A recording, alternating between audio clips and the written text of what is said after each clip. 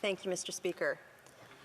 I would like to use this opportunity today to address something that this bill does not look at all, and also something that I don't think this House has addressed in any form of debate yet. And I would just encourage my colleagues to listen to me, because I think what I'm about to present is going to be something that this entire place is seized with for many years to come.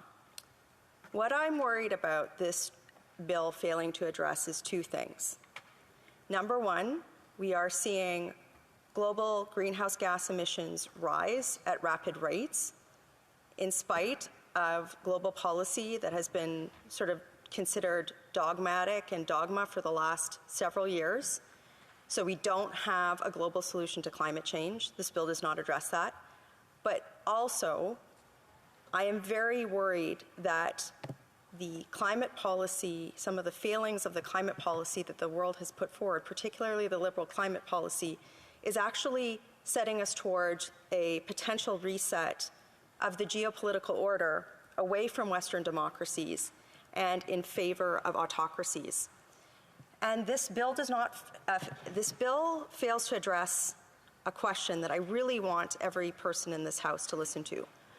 What happens if Russia, who is engaged in a barbaric war of aggression against Ukraine, does not ever turn the taps back on to Europe? That is a question that people are not asking themselves right now, and it's a problem. I think the prevailing wisdom right now in many corners, Speaker, is that at some point, Western sanctions on Russia for their war of aggression against Ukraine, at some point, that is going to break Russia, and that the ensuing fallout will lead to Russia turning the taps back on to Europe and everything kind of going back to normal. I am very concerned that that is not the case, and that our environmental policy in Canada is failing both the reduction of greenhouse gas emissions, and we're now no longer at the point where we're just talking about the runaway inflation that people are addressing. I'm actually worried about the effect on Western democracy. And this is not hyperbole, and I would like to briefly lay out my thesis here.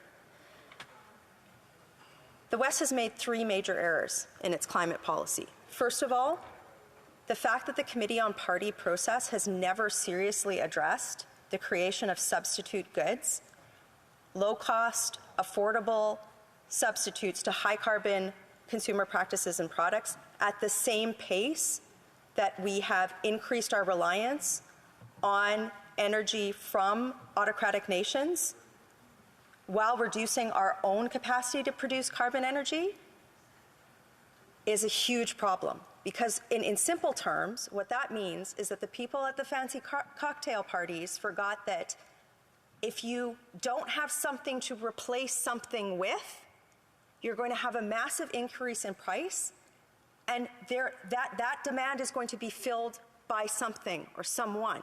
So that's critical error number one. We don't have substitute goods for carbon in a way to address or match what's happening with inflation. Number two, critical error number two, the Western world has just spent an enormous amount of money on the pandemic.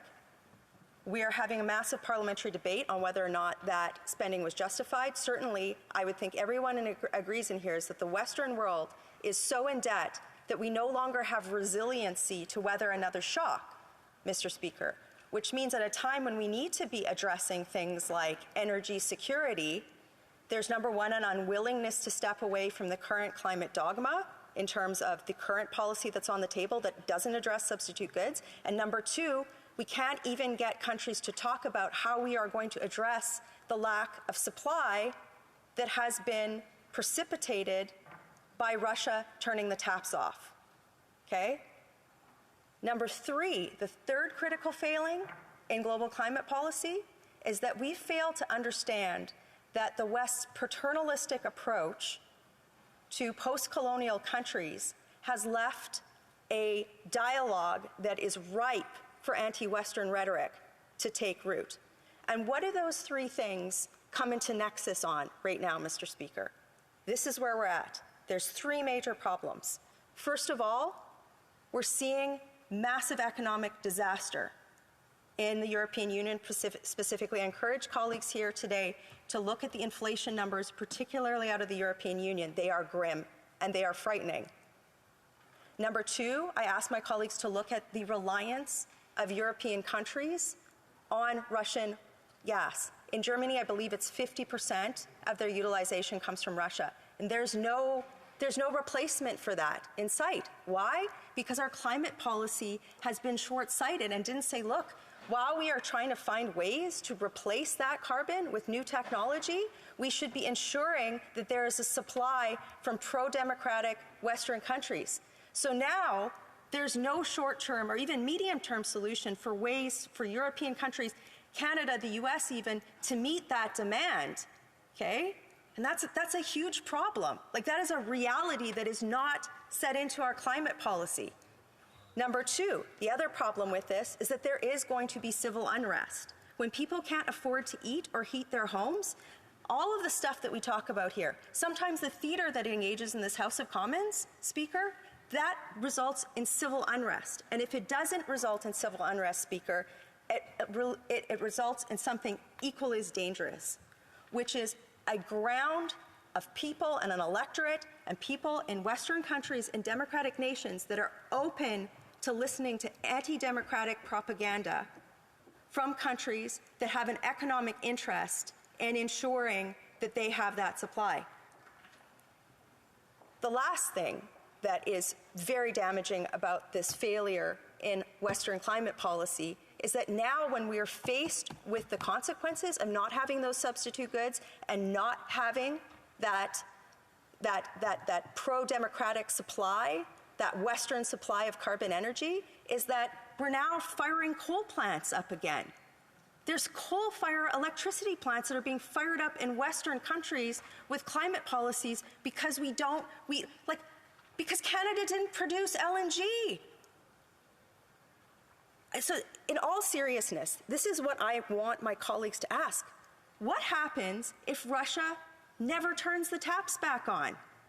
And if anybody thinks that's not going to happen, they're already finding new markets in China, in India, in Myanmar. What happens? We don't have substitute goods. We're so in debt. We don't have the ability now. How is the government going to pay for beefing up our grid infrastructure, for all of the things that we need to do to make actual change in climate policy? We don't have that resilience. We don't even have that resilience to help people through this winter's energy crisis, this winter's food crisis. And I want people to think about the long-term fallout about what's going to happen here. As we're putting tariffs and restrictions on petroleum fertilizer in Canada, I've talked to Ukrainian MPs who are worried about food production, not in the short term. They're like, the Russians are seeding our fields with landmines. This is serious. This bill doesn't address any of this stuff, and frankly, none of our dialogue on climate change, on energy security, it's this theater between one pole and the other. And this government is in power right now, and they have a responsibility and a moral duty to answer the question. We are in dire straits. What are we going to do?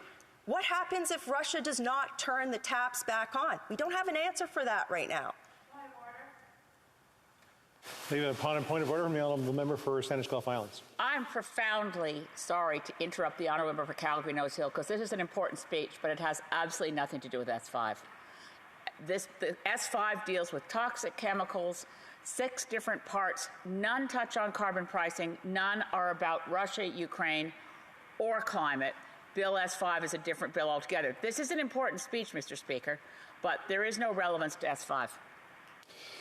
Well, knowing that we only have about 50 seconds left in the speech, I would maybe ask the member to maybe wrap things up in view of the bill that's before us. The honourable member for Calgary Nose Hill.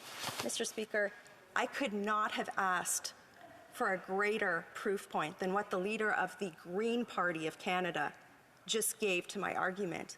Environmental policy is so out of touch It's so far from being moored in the reality of actually achieving results while ensuring that Western democratic values are protected, that's the type of comment that we get. The fact that we are debating this bill today, Speaker. A point of order from the member for Sandwich Gulf Islands. Sorry, Mr. Speaker, but Bill S5 is not a sign of irrelevance for all climate policy. It happens to be the bill we're debating now. I do believe we are descending in debate for the sake of 30 seconds left in a speech. That maybe we'll let the member finish her speech, and then we'll take questions and comments. And I'm sure there'll be a lot of great comments and a lot of great answers. The honourable member for Calgary Nose Hill. Again, that's the point, Mr. Speaker. We are here spending time in debate on something that doesn't even come close to addressing the greatest environmental challenge and the greatest threat to global geopolitical order in recent history. This is not a joke. This isn't about points of order and whatever. This is about a call to action for every person in this place to understand that our failure on this issue means that autocracies benefit, and we have to get this right. Questions and comments? Question commentaire. The honourable member for Humber River Black Creek. Thank you very much, Mr. Speaker, and to my honourable colleague, I want to thank her very much for her speech. I agree it isn't necessarily tied into S5, but you know all of it is extremely important. S5 is important, and all of the comments that my colleague has mentioned are issues that we all have to be paying much more attention to than what we have so far. And certainly at various committees, work is being done. And I would encourage the honourable member, I know how sincere she is with her concerns, is that at the committee level we'll continue to work through some of these issues. But, you know, I share much of what she said of where we're going and whether we have enough time to get where we need to get with the concerns that she has raised today.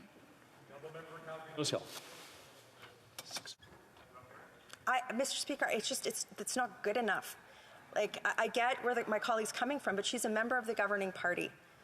And as a member of the governing party, she has influence and stature within her caucus to say the pressure that the world is under right now because of our inability to have a stable source of carbon energy at this juncture in history could actually contribute not just to massive civil unrest due to inflationary pressures, but a reset of the geopolitical order. And I encourage her to use her voice within her caucus, up the food chain, to persuade this government to make a difference and change their policy. Questions and comments? Question commentaire. L'honorable député. The honourable member for Shefford. Thank you, Mr. Speaker. I'd like to thank my colleague from Calgary Nose Hill, with whom I had the pleasure of participating in the 145th Assembly of the Interparliamentary Union. We met the main Ukrainian members, and we realized what the geopolitical challenges are. We heard from them, and it's true what she said about autocracies. And I'd like to come back to this because it's crucial, because we've seen the link between international conflicts, problems of food insecurity, the problems of due to climate change that exacerbate the problems of hunger in the world. And I'd like to hear what she has to say. Oh, and also farmers who can be part of the solution to develop better food resilience. They need to be part of this transition. It's crucial, and it has a link with what we're talking about in S5. It has to do with the food we eat to ensure food security. So I'd like to hear her on that. I thank my colleague for the question, and I also thank her because she's laying out the problem here. Right now, the world does not have the tools it needs to address the issues of food insecurity due to a lack of carbon energy production, particularly in light of the situation in Europe right now, as well as those long-term substitute goods. What she's addressing is the issue of price inelasticity of carbon.